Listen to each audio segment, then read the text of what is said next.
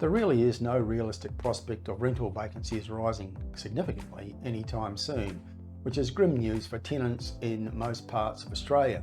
Vacancy rates continue to be close to those historic lows that have become the norm in the past couple of years, and I can't see any way they will improve in the foreseeable future.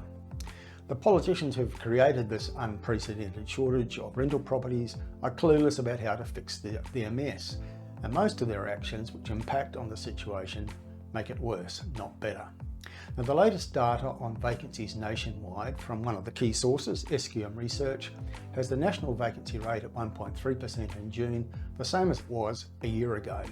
We still have capital cities with vacancy rates well below 1%, including Adelaide, Perth and Darwin.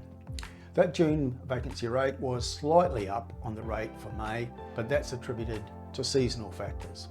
And here's what Louis Christopher, who's the Managing Director of SQM Research and one of Australia's most experienced and respected research analysts, here's what he says about the current situation and about the future of vacancy rates. Christopher says, based on history, we now have reached the peak in rental vacancy rates for winter.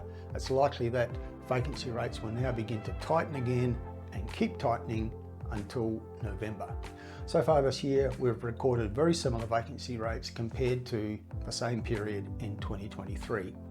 Overall, the national rental market remains in severe shortage, he says, and barring some exceptions, it's not expected to materially soften out of the rental crisis for some years. So what does this mean for residential rents? Well, it doesn't necessarily mean that they're going to increase and continue rising at 10% or more per year. While vacancies are set to remain dangerously low for some time, there is a ceiling beyond which rents can't rise because of the capacity of tenants to pay. Louis Christopher says, much of the structural rental shortage has now been priced into the rental market, and so I do believe the days of 10 to 20% plus annual rental increases have come to an end, and I tend to agree. Tenants who tend to have the lower incomes have had years of rising rents, and they can't keep paying more and more in rent in times when they're also paying more for food, electricity, petrol and other essentials. But the situation of ongoing ultra-low vacancies does mean that rents won't fall. They will remain at the current high levels for the foreseeable future.